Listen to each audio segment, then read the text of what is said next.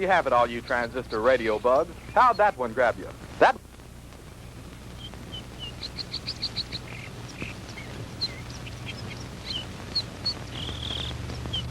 Howie, for heaven's sake, it's almost dark. If you don't hurry up, we're going to be late for the game. Margie, have you ever tried to fix a fuel pump to a rock and roll beat? Well, I'm sorry it made you nervous. I just thought it was a good chance to get in some practice. It's okay. Forget it. Nothing I can do anyway. At least not way out here. Well, I wish you hadn't taken this crazy nowhere shortcut. Boy, this is like Lossville. I know.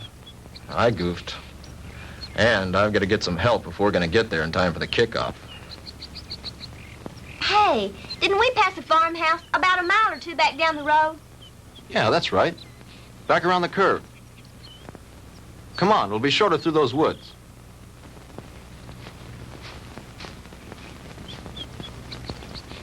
Oh, Howie, look. I don't think we ought to go on that property. Look, you want to get to the game, don't you? Of course I Then do. come on.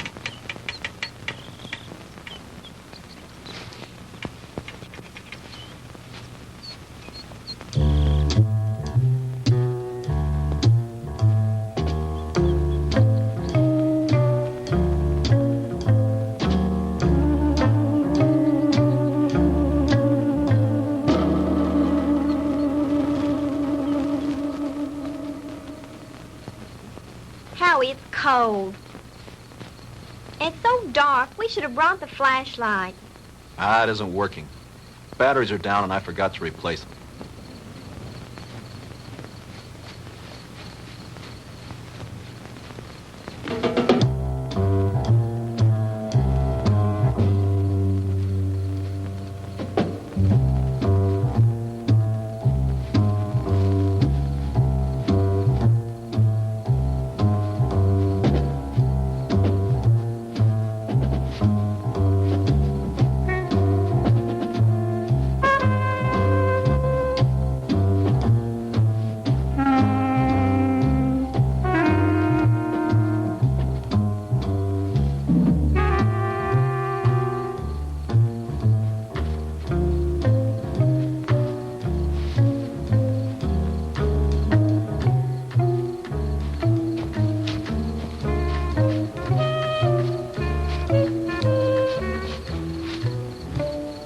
Like we've been walking for hours. Well, it can't be much further now. Hey, there's a light.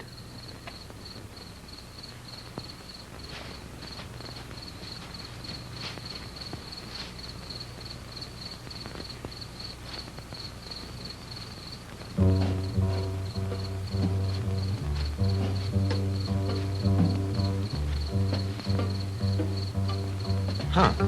That's strange. Campfire way out here in the middle of the woods and nobody around.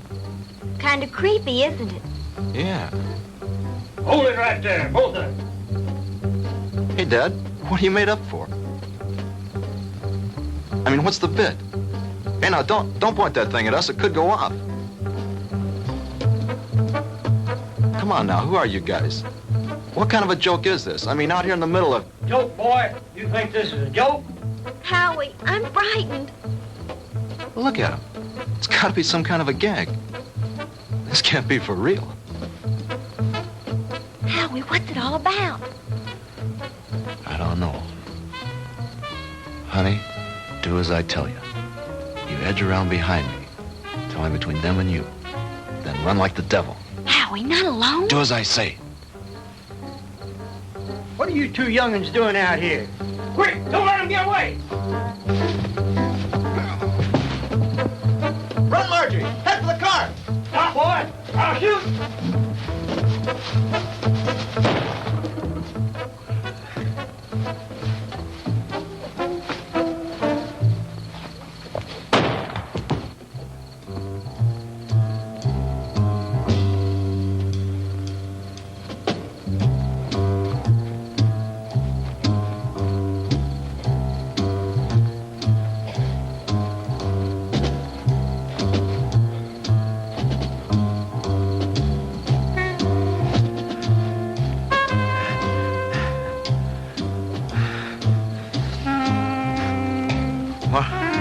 Margie? Margie?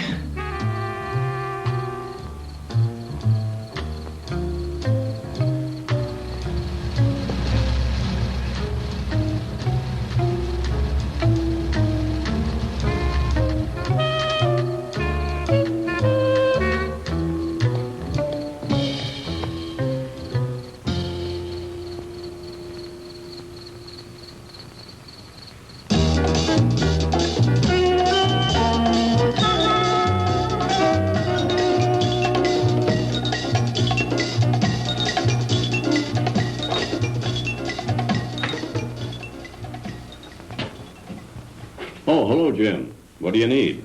I need my ever-loving paycheck. What's the rush? Payday's tomorrow. I know, but Reed said you'd have it for me tonight. Oh, did he now? Yeah, that way I get a couple hours head start on my first vacation in 3 years. Relax. The girl's on her way up from accounting with it now.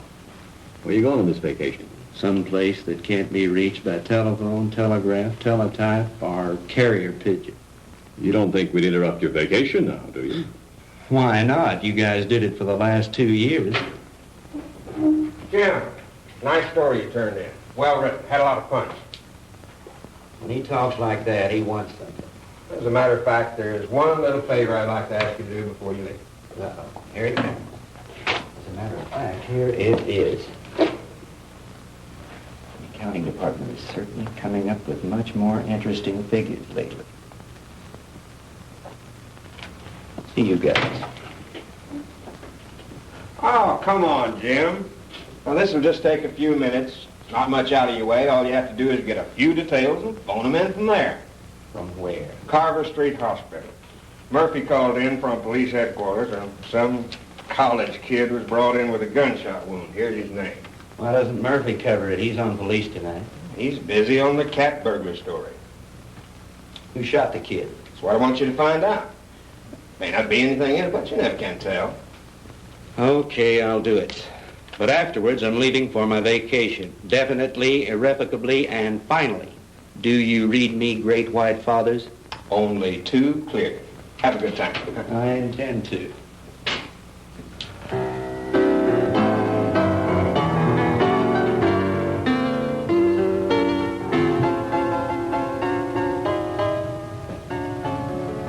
Hello, blonde girl. Why, James Crandall, what brings you here? Now, don't tell me. Let me guess. They sent you down for an egoectomy. Oh, what? An egoectomy. They're going to cut out that big, fat ego of... Oh, that's funny. Funny. I want some information. Like what? Like, you got a boy here.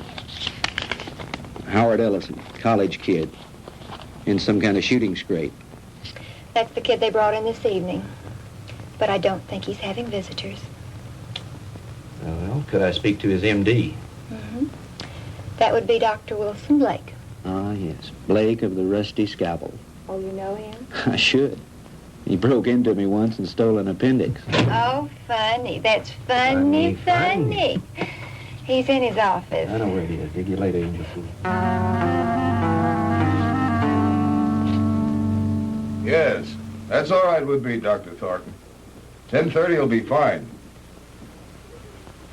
Yes, I think the whole administrative staff should be there. Fine. See you in the morning, Doctor. Goodbye. Come in. Jim Crandall. Hello, Will. How are you? Hey, number one, how about yourself? No complaints? Can you spare a few minutes? Sure I can. Are you on duty? No, not really. I'm officially on vacation.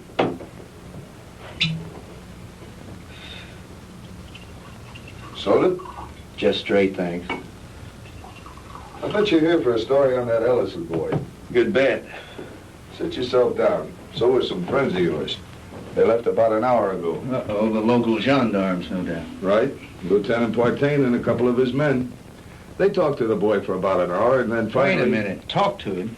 You mean the Ellison kid's able to talk? Sure, he wasn't hurt too badly. The bullet didn't enter any of his vital organs. But the nurse said he couldn't have any visitors. Well, he can't. At least not now. He was too tired after that session with Partain. I want him to get some rest. Well, when can I see him? In the morning. In the morning? But, Talk, I got to phone something into the editor. I can't fool around on this thing. I leave on my vacation tomorrow. Well, I envy you. We're so short-staffed here at the hospital, there's no telling when I'll be able to take a vacation. What did the kid say when he talked? He told a real weird story. The police have a transcript of it. I'd rather hear it from you if you don't mind. I don't think I should repeat it. I imagine the lieutenant would rather tell you himself. Ah, come off it, Doc. You know Partaine's not going to give me anything till he's good and ready. All right. All I can do is repeat what the boy said. But I'll warn you, you won't believe it. Suppose you try me.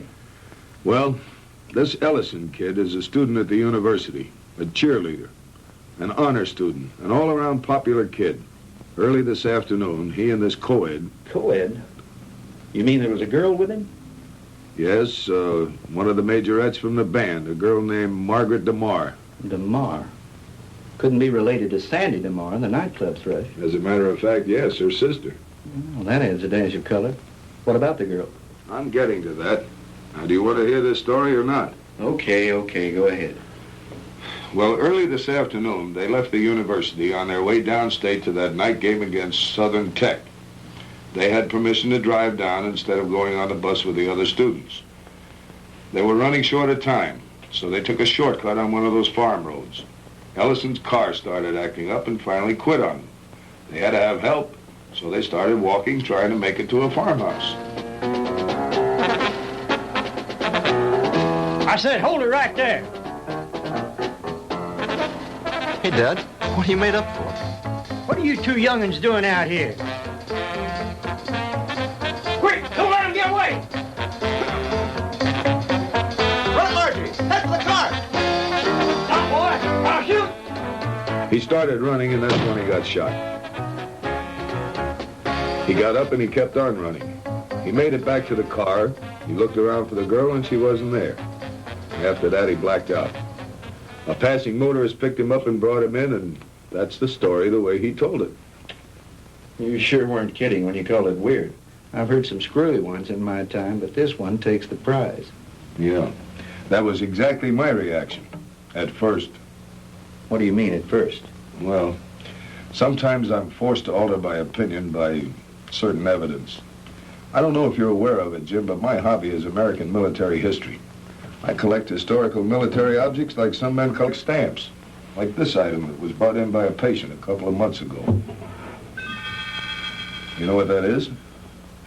Well, it looks like some kind of rifle slug. Mm-hmm. I have a cigar box full of those at home.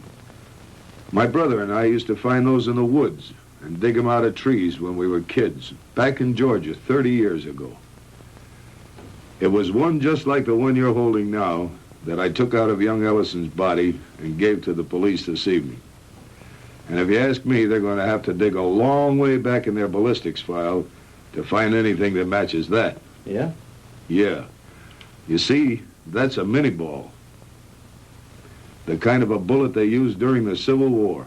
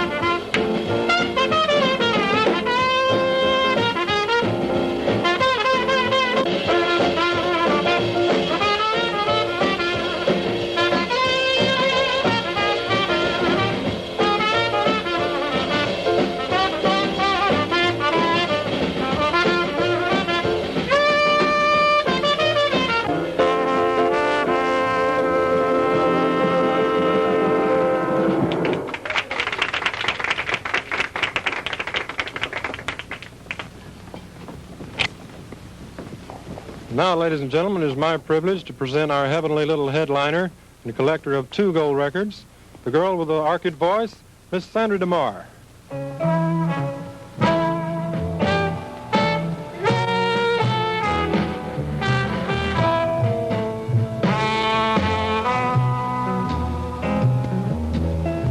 Go on away and leave me alone. I want to be by myself when I cry. And there's gonna be some crying, 'cause I just told my baby goodbye. Get out of here and leave me alone. I don't care whether I live or I die, 'cause my life's already over. It ended when he told me goodbye.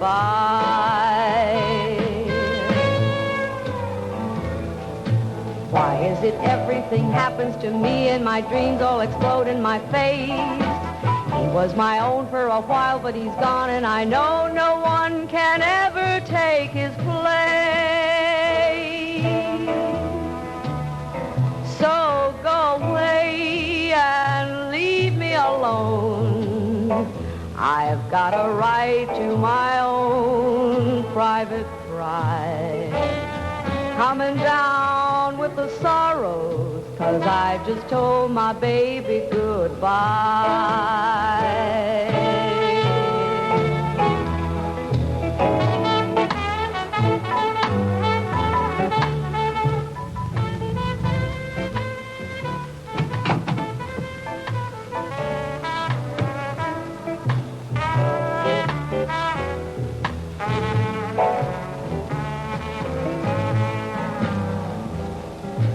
Why is it everything happens to me and my dreams all explode in my face? He was my own for a while, but he's gone, and I know Good evening, no Lieutenant. one. Evening, Ramon. No Is this visit official? Oh, there's nothing to worry about. We'd like to talk to Miss DeMar when she's through singing. Would you give her something while you're waiting? Thank you, no, we're on duty. Leave me alone. I've got a right to my own private cry. I'm coming down with the sorrows, 'cause I just told my baby goodbye.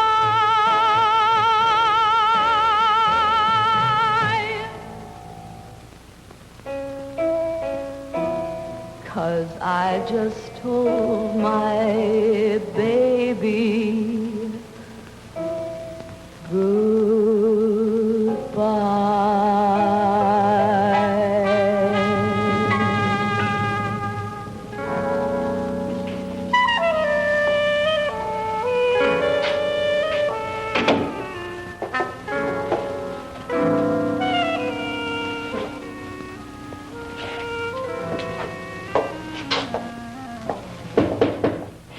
Yes.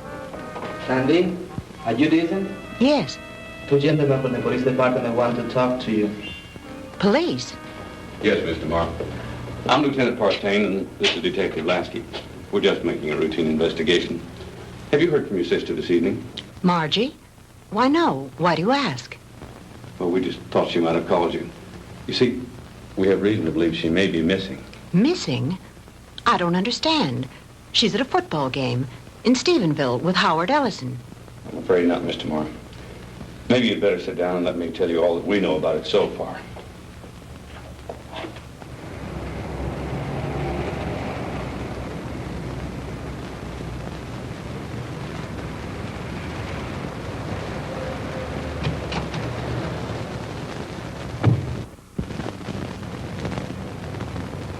Well, Lieutenant Partain, is it a raid or a payoff? Lasky, we got the Walter Winchell of the Boondocks again. You been talking to the DeMar girl? So you know about it already? Yeah, but not enough. Can you fill me in? At this point, you probably know just about as much about it as we do. Why don't you stop by the office in the morning when we have more time to work on it? Oh, come on, Fred. Can't you give me something tonight? I start my vacation tomorrow. Good fishing.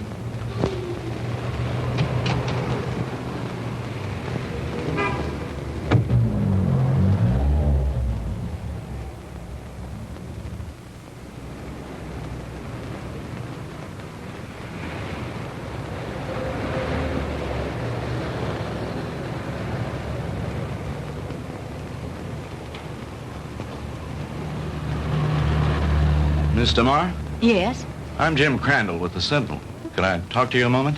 I'm sorry, Mr. Crandall. I really haven't time to talk. I've got to get home in case my sister calls. Well, that's what I wanted to talk to you about.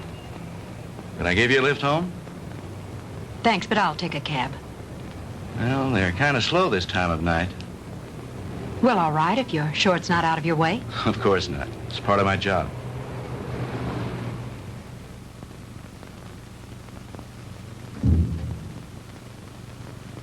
What's the matter? Mr. Crandall, I'm too upset to go home. You know my sister's missing. Yes, Do you know where it happened? just about. Would you drive me there? It's nearly 1 o'clock in the morning. Besides, what if she calls you? If she were going to call me, I'm sure she would have done so by now.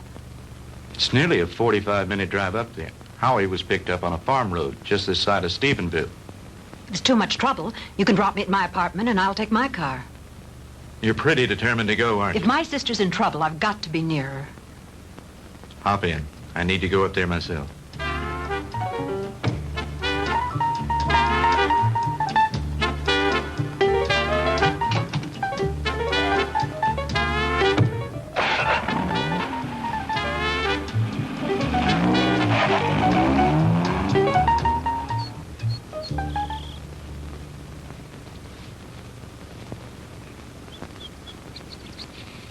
Lieutenant, we checked that house from top to bottom.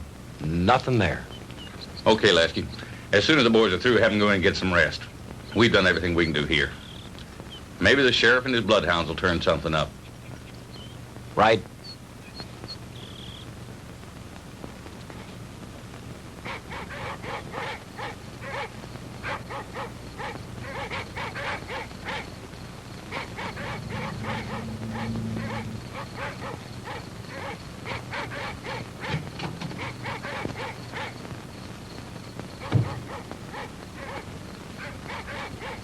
Lieutenant Partain around. He's up in the woods someplace. Evening, ma'am. Has there been any news of my sister? You're Sandra DeMar? Here comes Partain now.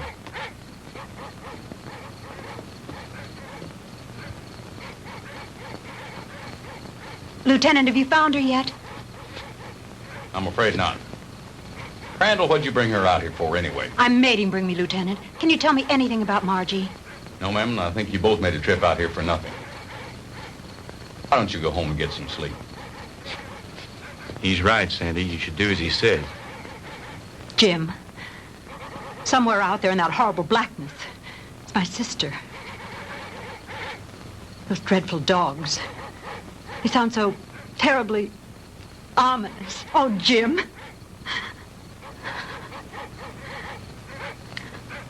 Come on. We'd better get back.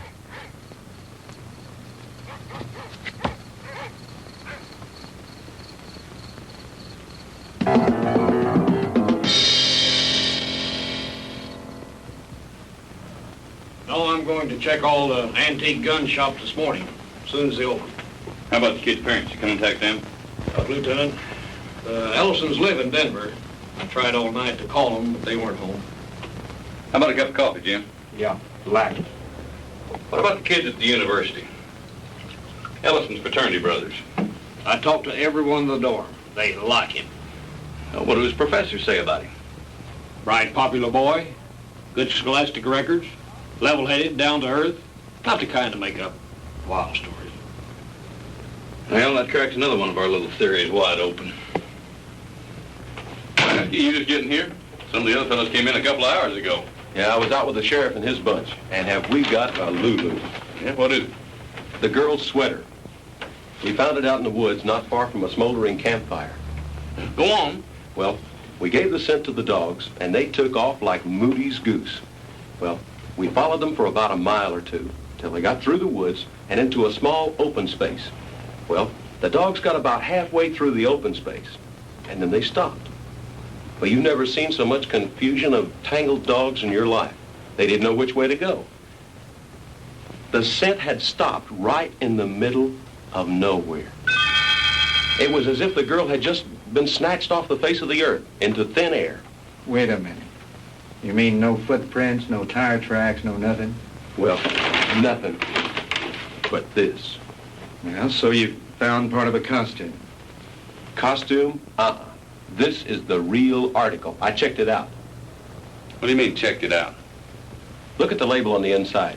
McCord Brothers. McCord? Outfitter to the military. Charleston, South Carolina. I checked with the Charleston department, and they gave me some very interesting facts from one of their newspapers. It seems that McCord Brothers, the company that made that hat, burned to the ground in 1869 and was never rebuilt. It's been non-existent for over 100 years. This case is getting screwier by the minute. Don't it, though? Lasky, run this down to the lab and then go home and get some sleep. How about me, Lieutenant? Sure, go on home. You've earned a rest. Well, what do you think? How was Mr. Marr when you left her? Shook up, naturally. She's spending the night with a girlfriend. Fred, about this whole mess, what's your opinion? I'm not paid to have opinions. I'm paid to put jigsaw puzzles together. But seriously, what do you think? I think there's a logical explanation to everything. Two men were in those woods in costume and makeup. Anyone knows there's lots of guys around nowadays who collect antique guns. They belong to clubs, they have meetings and shooting contests every so often. A couple of them got liquored up a little, wanted to have some fun and scare the kids. But something went wrong. It's as simple as that. My hunch is, as soon as they get up enough nerve, they'll come in, give themselves up. It's a nice theory, Jim, but what happened to the girl? Well, your guess is as good as mine. Jim, you know, this whole thing is, well, it's spooky. Reminds me of something that happened in Germany in 1945 towards the end of the war. Yeah? What was that? Our outfit liberated a small concentration camp near the Alsatian border. When we took it, we expected to find the usual half-starved, ragged inmates. And you can imagine our surprise when we were greeted by about 50 young people, all a picture of perfect health.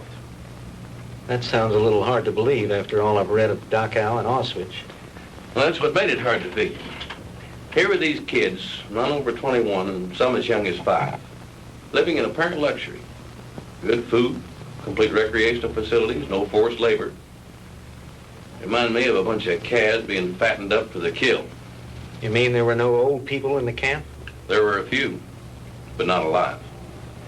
We found their bodies in the rooms next to the ovens. Apparently, we'd taken the camp so fast they hadn't had time to dispose of the bodies. But before they left the night before, they blew up the largest building in the camp.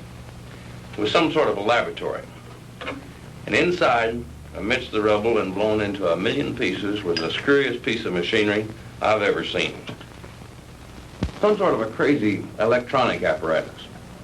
And half buried underneath it amidst the rubble, still strapped to a table, was an old man. Just barely alive. Our medics tried to save him, but they couldn't. Now here's the weird thing. This is the part we could never understand. In trying to identify him, we checked the camp records with the prison number tattooed on his arm. According to those records, that old man should have been an 18-year-old boy. What about the other bodies? Same thing. Their numbers indicated they all should have been kids. What type of experiments were they conducting there? We never found out. Even the young inmates weren't aware of why they were there. They never found the commandant of that camp to bring him to trial with the rest of the Nazi brass. His name was Ernst von Hauser. Did you ever hear of him? Well, he was a German physicist, a contemporary of Einstein's. I don't follow you. You mean you think there might be some connection between all that and what happened here last night? I'm not saying that, no. But just suppose, for the sake of argument, the Ellison kid did see two men out of the past of 100 years ago. That would mean somebody around here is tampering with time. Somebody was also tampering with time in that concentration camp. Now, wait a minute. Let me get this straight. You think that the machine found in that concentration camp was some kind of time machine, and that there may be another one like it around here. Is that what you're saying? I'm not saying anything. I'm just supposing. After all, they never found von Hauser. Lieutenant? Yeah, Walt. Captain wants to see you in his office. Wants you to bring the file on the Maddox case. Be right there. How am I ever going to turn in a story like that? That's your problem.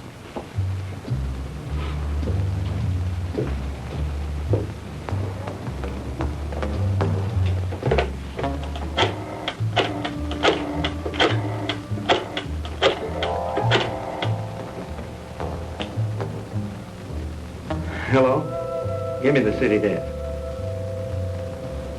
Hello, Reed? Crandall again. Would you tell Shaw I'd like to postpone my vacation and stick with the Ellison story? Yeah, that's right. You know that Pulitzer Prize you're always kidding me about? Well, if this thing turns out to be what it looks like, I just might win it. No, nothing new at the moment. I'll keep you posted. Yeah, I've got a little research to do in the library. Then I'm going to the hospital to interview the kid. Right. Talk to you later.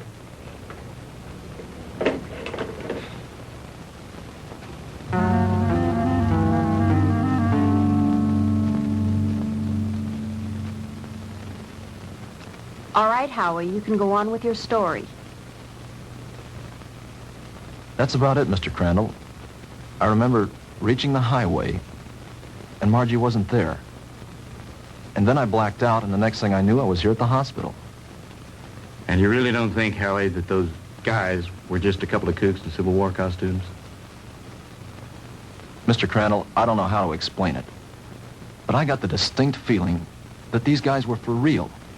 I mean, like something straight out of Gone with the Wind. Howie, what's your idea of what happened to Margie? Do you think these two guys grabbed her? I don't know, Mr. Crandall. I don't know. That's what's bugging me out of my skull. Nurse, is Mr. Ellison awake? Yes, he is. He has another visitor, but you can go on in. Thank you.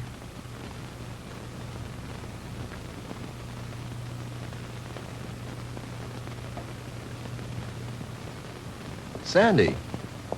Hello, Howie. How are you? Hello, Jim. Good morning. Have you heard anything from Margie? Not yet. I brought you some flowers. Thank you, Sandy. I'm sorry about all this. I mean... It's all right, Howie. Now, don't you worry. Whatever happens, I know it wasn't your fault. Jim, have the police found out anything yet? No new developments. I'm going up there in a little while and have a look around myself. I want to see the place in the daylight. Would you mind if I went with you? Of course not. I'd enjoy your company. Howie, would you forgive us if we ran off right away? Sure. I understand. I'll drop back in later. Bring you some magazines. Yeah. True Confessions and Ladies' Home Journal. Gee, thanks, Mr. Crandall. Those are two I never miss. See you later, Howie.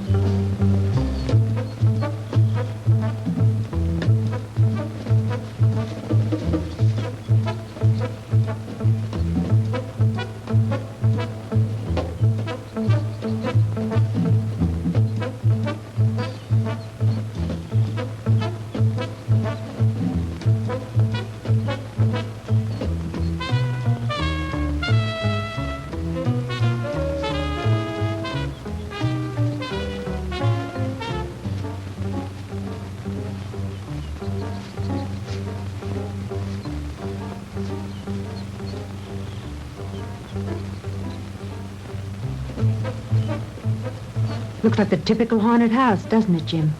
Yeah. The meadow where they found the cap and where Margie's trail ended is supposed to be nearby. Do you think this old place has anything to do with her disappearance, Jim? I don't think so. They searched it and didn't find anything. Her sweater was found somewhere in those woods. I think I'll have a look around.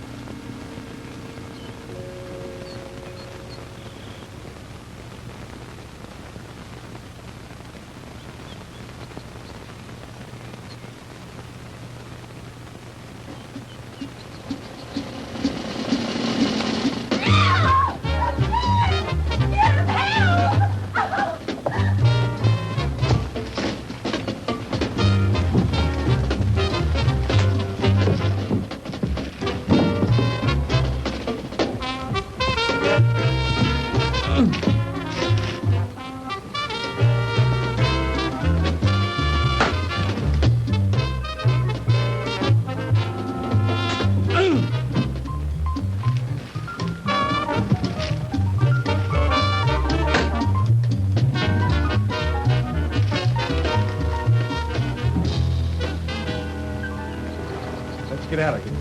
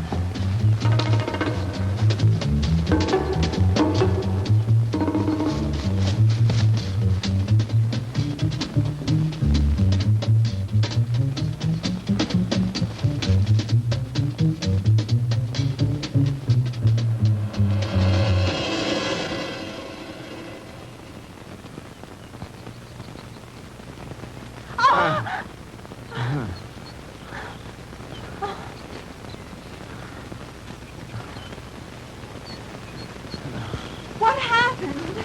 I don't know, but we better get back to the car.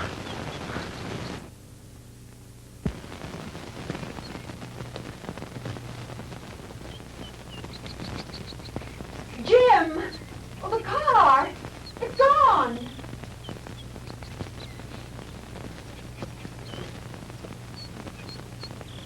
Jim, someone must have stolen it. I would have heard the motor start up. Besides, I had the key in my pocket. Well, this must be the wrong place. This isn't where we left it. This is where we left it, all right. But it looks different here. There are more trees than there were before. And that fence, that wasn't here when we came down the road. And the barbed wire fence is gone. Jim, we're lost. I don't think so. At least, not the way you mean. Jim, I'm frightened. It's all right. Let me think a minute. This road was paved, and now it's dirt. And there isn't a telephone pole in sight. I know. Jim, what is it? What's happening? I don't understand it. Where's the car? Where are we now? Jim, I know you know what's happening to us, and you won't tell me. And why not? What's going on? Fantastic. Incredible. I never really believed it.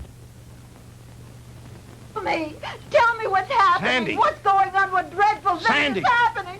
Tell me. It'll be all right. Everything's going to work out. But we have to keep our heads. I believe our best bet is to follow this road and see where it leads. Come on.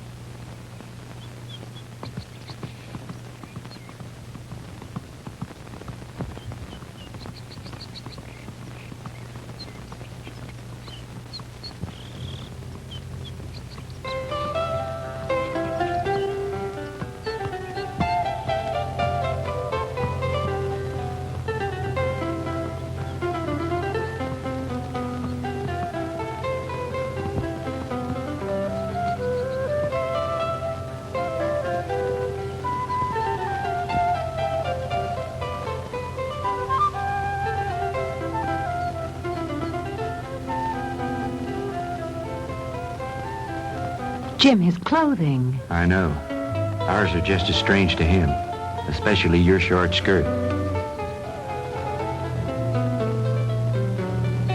Friend, what year is this?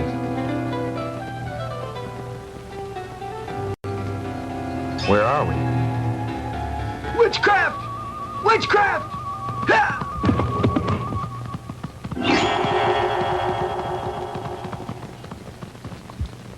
Jim.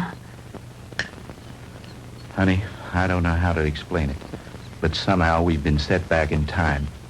But Jim, that's impossible. Impossible. I know it's supposed to be impossible, but it seems to have happened. Well, let's not try to figure it out now. We've got to get somewhere to find some help. Some way.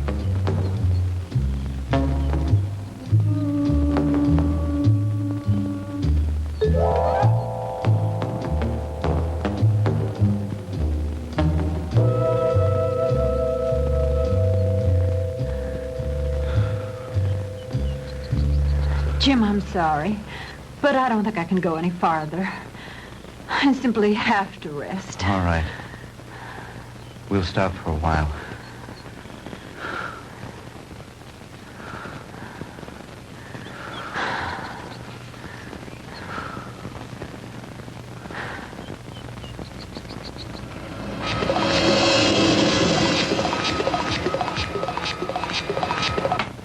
Welcome, my friends, to my little workshop. Do not be alarmed or cause unnecessary commotion. You are in no danger. At least, not for the moment. Won't you please step out?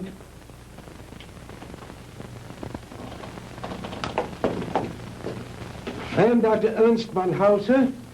These are two of my assistants, Manfred and Wolf. Where are we? I told you. We are in my little workshop. And I tell you again, please do not be alarmed. What time is this? What century are we in? Does it matter, my friend? There really is no such thing as time, except as a relative measuring device in your own mind. We're not interested in double talk. What happened to Margaret DeMar? What have you done with her? Please, Mr. Crandall, you will please remain calm. What have you done with my sister? Your sister is entirely safe, Mr. Marr, and I assure you I did not bring her here intentionally. She certainly didn't come here of her own free will. I didn't say that. I brought her here to keep her from harm. Then where is she? Let me see her. But of course. To the armor! Come and see here.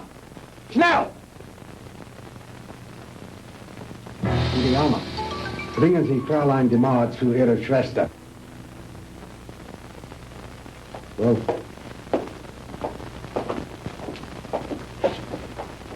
no need for alarm, Mr. Crandall. She'll be all right. She'll be able to freshen up. We will even furnish her a change of clothing.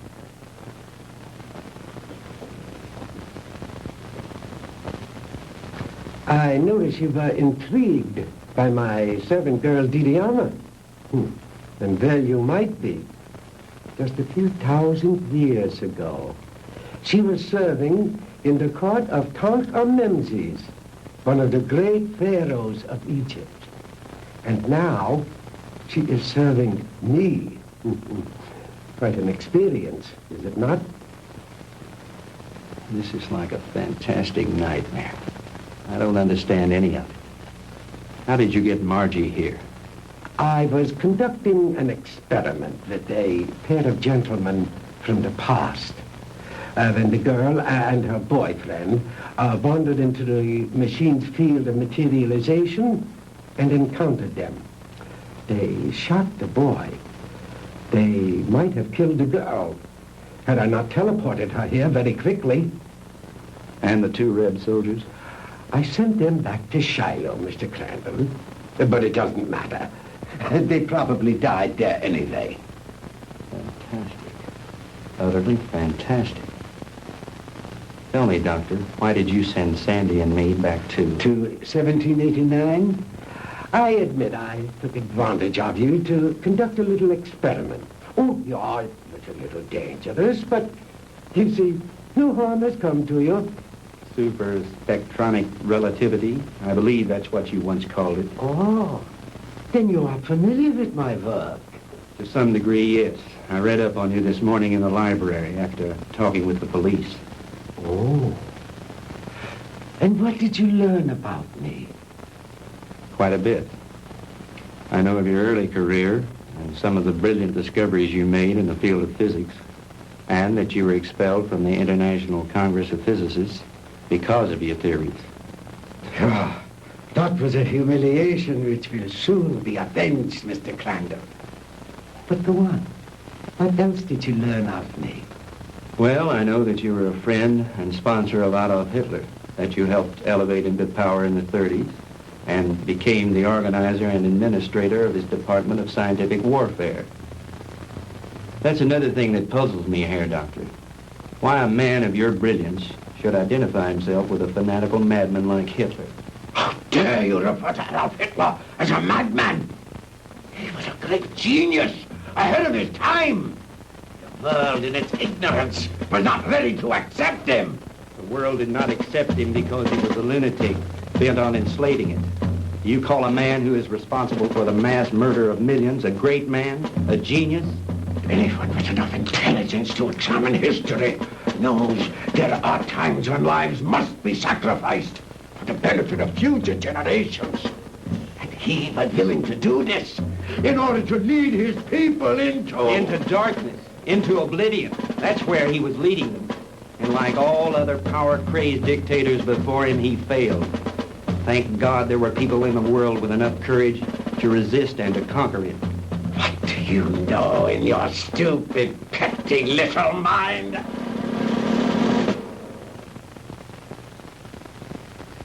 You will forgive me, Mr. Crandall, for my outburst of temper. You are, of course, entitled to your own opinion for whatever small purpose it may serve you. Let me enlighten you, Mr. Crandall, on a few things of which you and the rest of the world are unaware. Blame for the loss of the war cannot be laid to Hitler or his doctrines. It was I who failed him. Me and the General Staff. He called for weapons, super weapons, to turn the tide of war in those last few days. Because of my inability to deliver those machines soon enough, we were defeated. It might interest you to know that during those last few months of the war, we had almost perfected weapons so far in advance of anything that had gone before them as to make modern warfare in all its forms completely obsolete.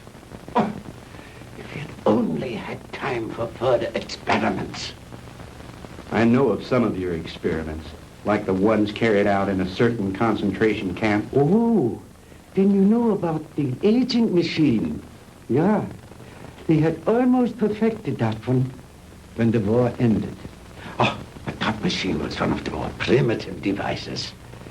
like the jets and the rockets that we used so briefly.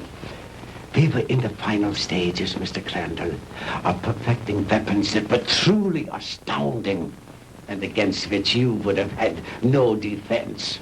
A cannon that killed with sound waves, yet was completely silent. A giant generator gun that could electrocute whole armies in the field. Oh, and more, many more.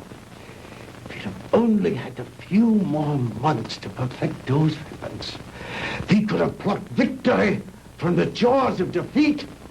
The Third Reich would have endured, not for 1,000 years as the Fuhrer dreamed, but forever. But the fact is that you failed, Herr Doctor. Failed and lost. But you are forgetting one thing, Mr. Crandall. That was 20 years ago. Since then, I have perfected and even improved on my original weapons. And we have conquered time. Dr. Einstein's so-called fourth dimension. Hitler will return, Mr. Crandall, and soon. Your victory was but a temporary one.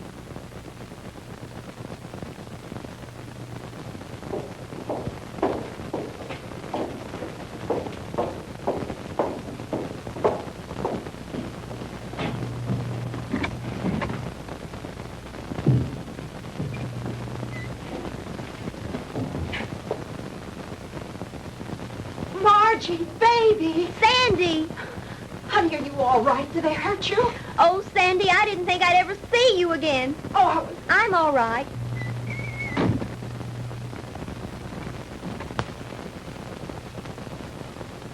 Let us out of here. Open this door. Let us out. Please, don't let them keep us here.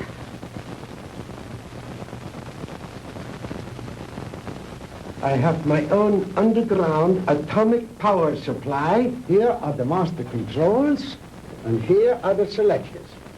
With this dial, I can control the century I wish to deal with.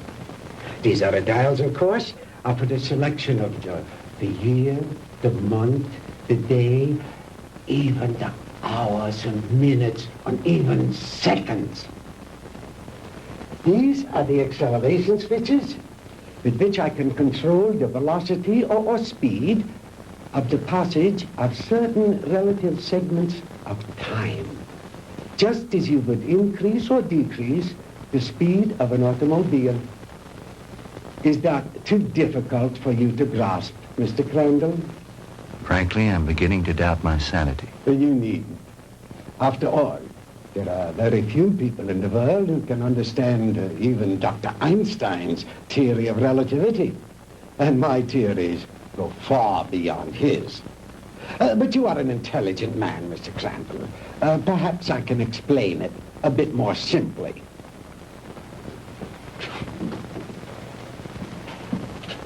We will let this line represent the world.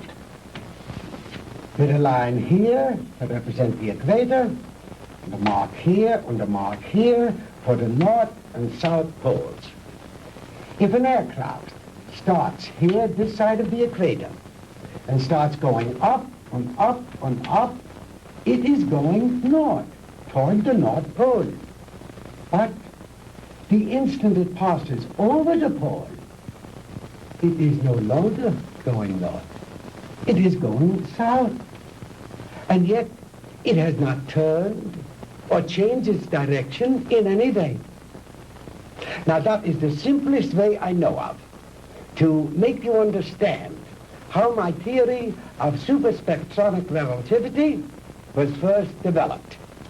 It has long been established that time and space do not exist except in relation to each other.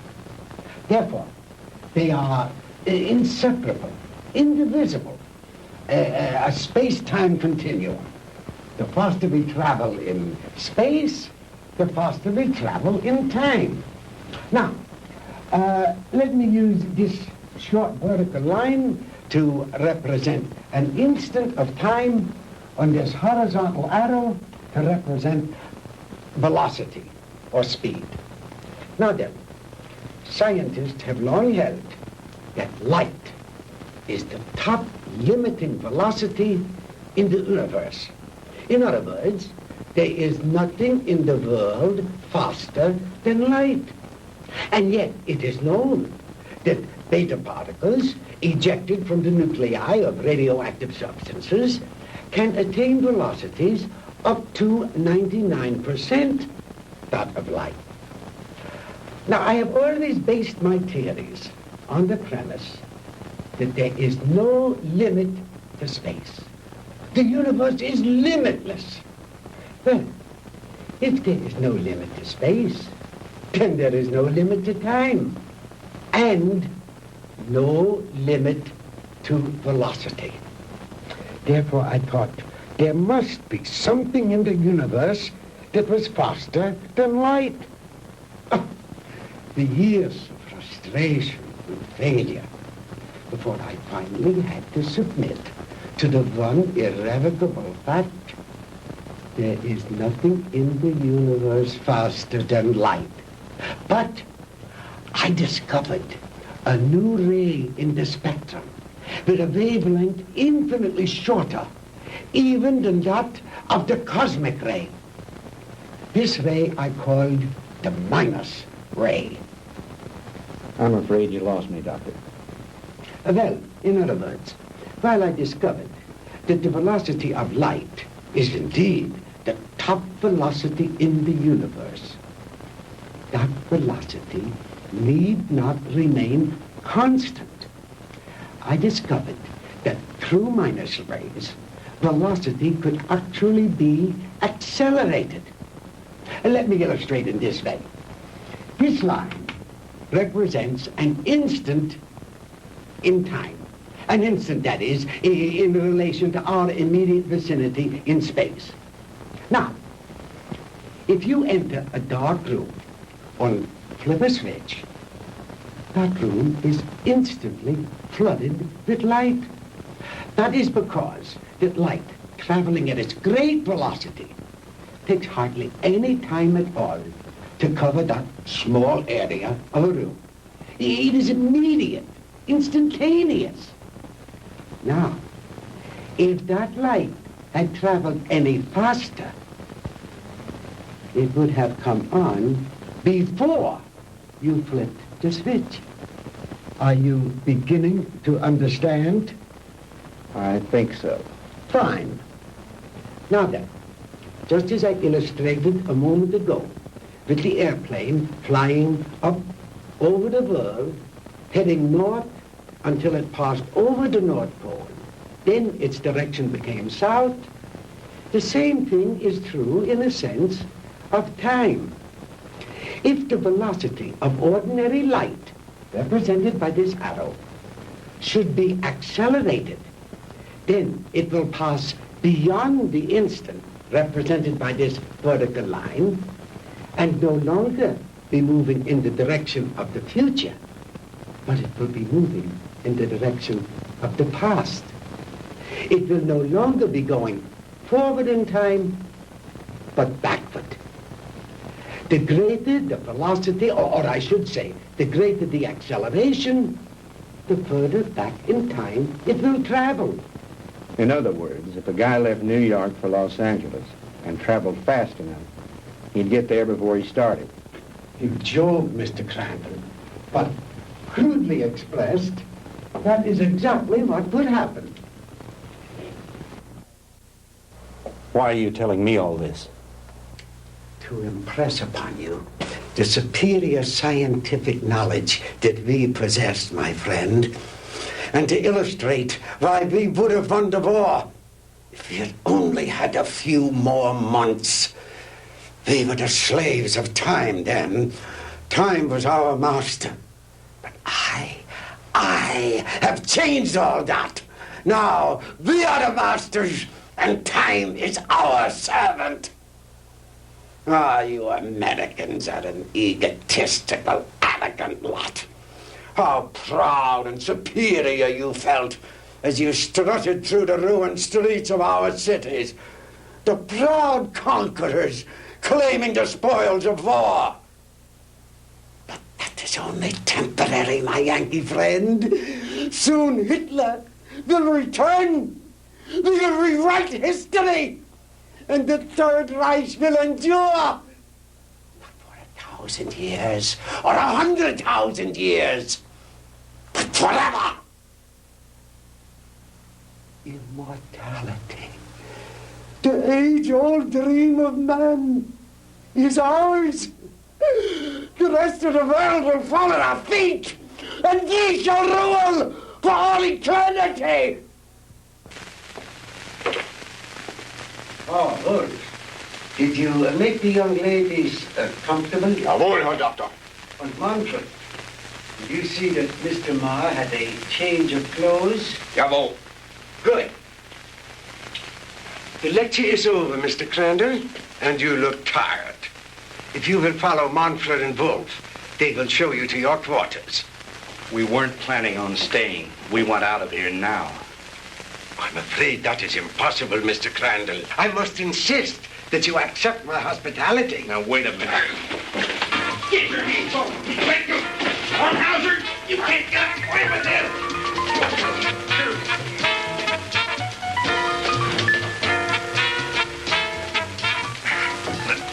Jim!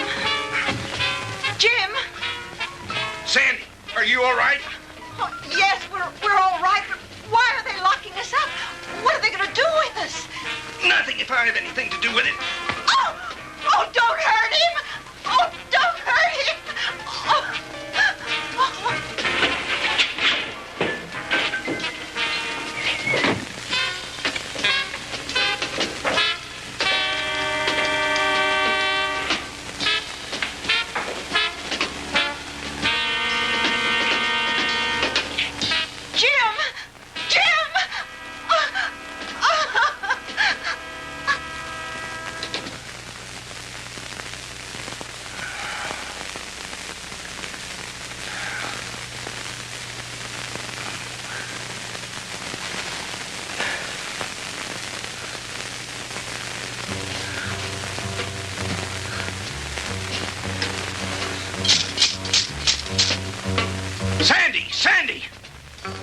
Sandy, answer me. We're here, Jim. We're all right. How about you?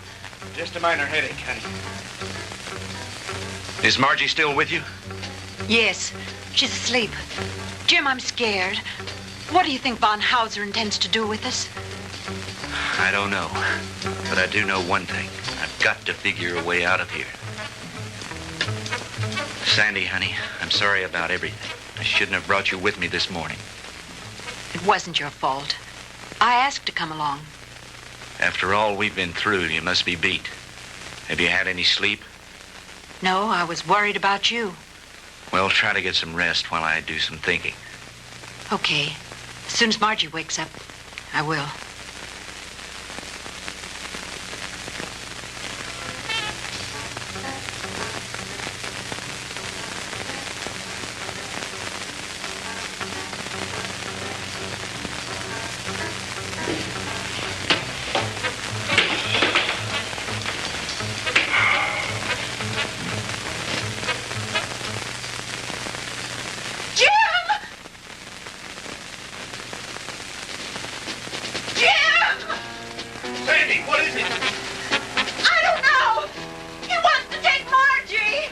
Kommen Sie her, Fräulein.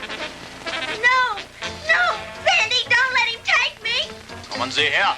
No, no, Sandy. No, leave her alone. Take your hands off her.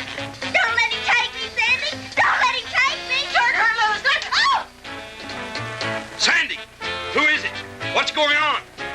No, no. What's going on in there? What's happening?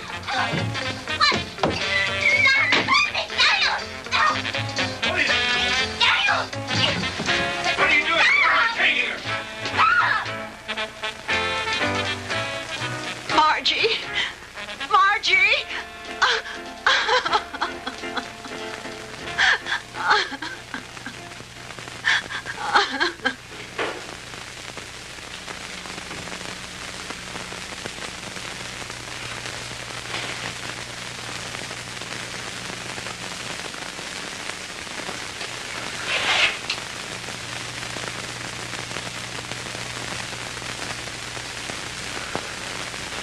So you see, my dear, there was no reason for all that hysteria. You've really nothing to fear. While I have never before tried sending anyone into the future, there is no reason to believe that the experiment will not be successful. And if something should go wrong, it will happen so quickly, you'll never feel a thing.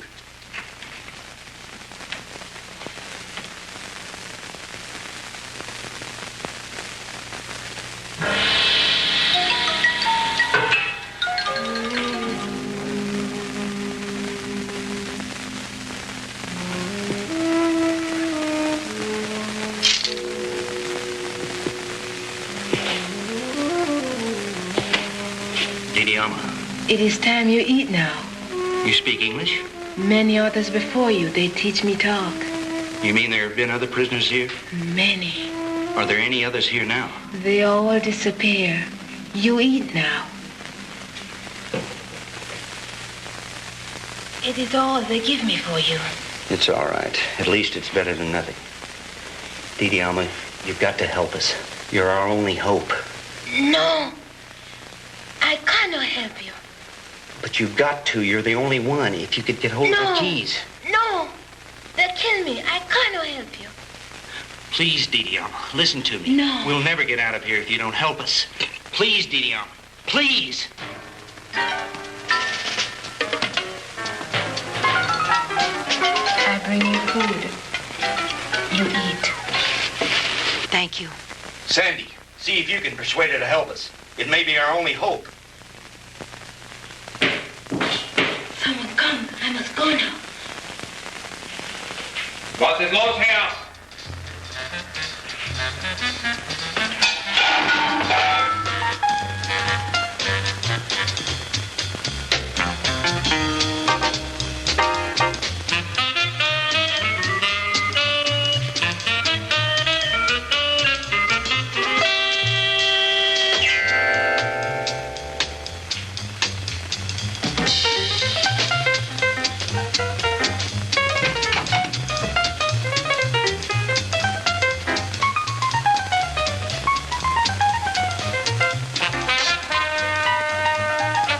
Stay away from me.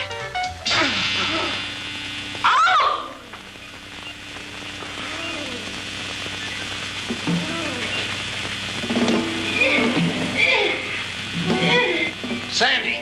Sandy!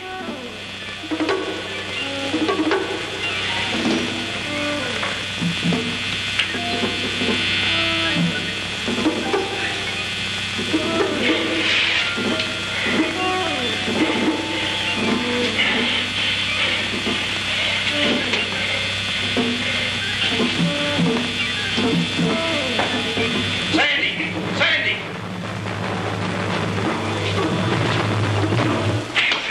Sandy, are you all right?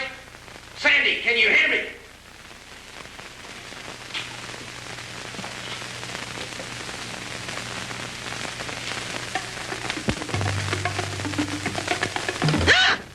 Sandy, honey, thank God you're safe.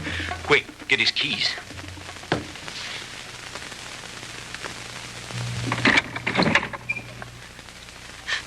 Oh, Jim, it was awful. He strangled her. It's all right, honey. Try to get hold of yourself. We've got to get out of here. I'll be fine.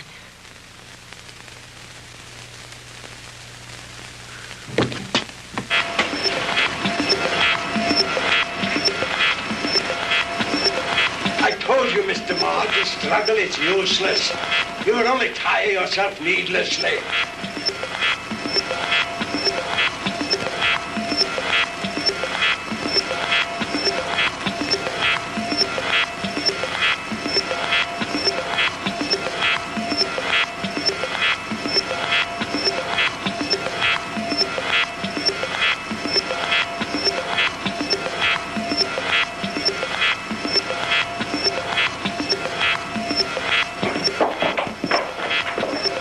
You got that machine on again.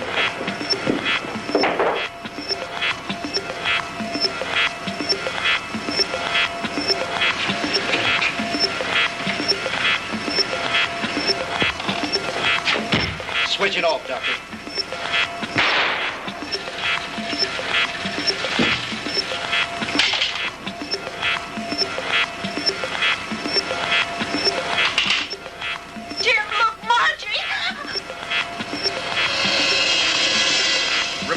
machine, Doctor. Bring her back. I cannot guarantee that, Mr. Crandall. I have never experimented with the future before. You insane, sadistic. If you don't bring that girl back, I'll empty this gun into that warped brain of yours.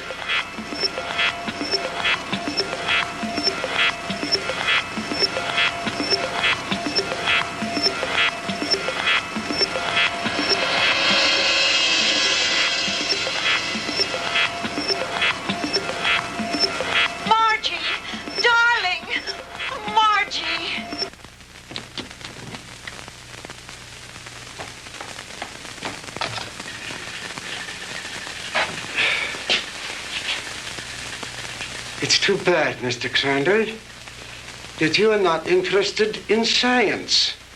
But you Americans are so impractical anyway. Jim, look out!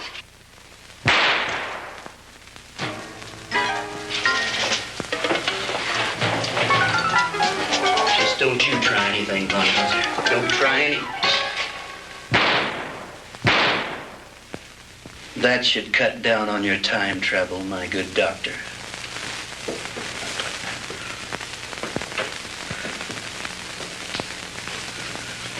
How about the attic? You searched that, didn't you? Yes, sir. That's where we found the Nazi soldiers and the radar equipment. Then this house has some connection. Crandall's car was found not too far from here. Von Hauser's headquarters must be around here somewhere.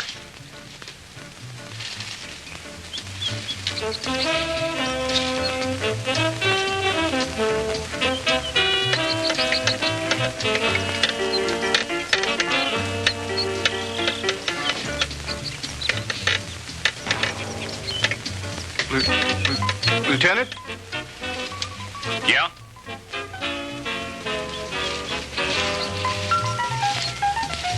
What is it, Finley?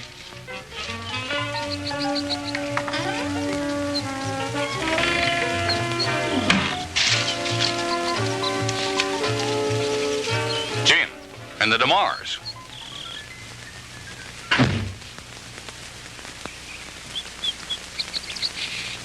Where in the devil did you three come from? Von Hauser's country place, Fred. We spent a very interesting night there. Where is Von Hauser? Down there in his laboratory. Listen. What's that sound? That's the machine. You'd better stop it before he gets away. Lasky, you come with me. Finley, you stay here with them. What machine? The time machine. The what machine?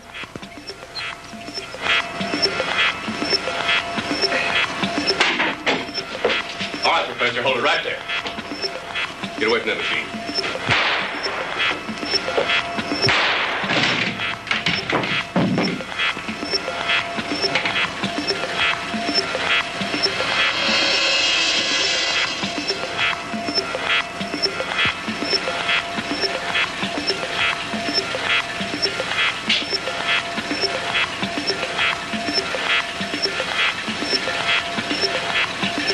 If I hadn't seen it with my own eyes, Lieutenant, I wouldn't believe it. I know.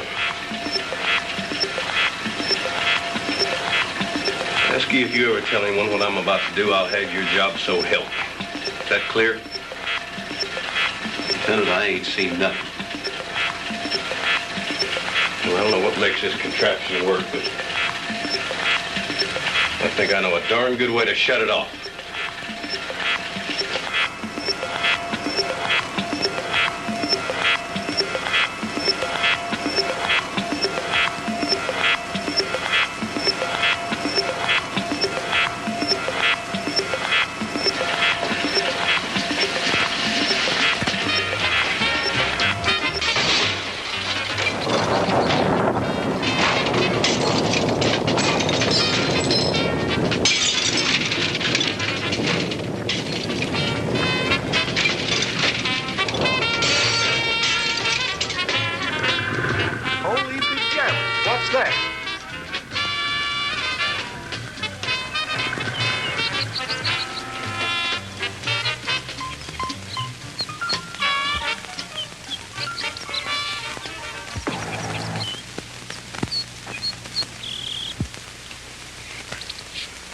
happened down there, Fred? Forget it. Finley, call Miller at headquarters. Have him send some of the boys out. Are you two all right? Everything's fine. Thank you, Lieutenant. Why don't you take the two ladies home? Come on, Lasky.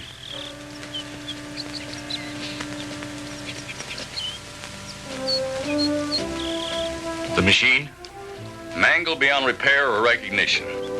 Too bad the big brats didn't get a chance to look it over, isn't it? But why, Fred? You had no right.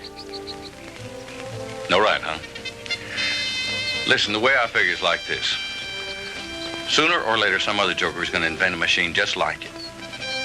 Maybe by then the world will be ready for it. God only knows we aren't now. Hydrogen bombs are enough for people to worry about. Yesterday should be left alone. Because today, the world has enough problems just trying to make sure we'll have a tomorrow.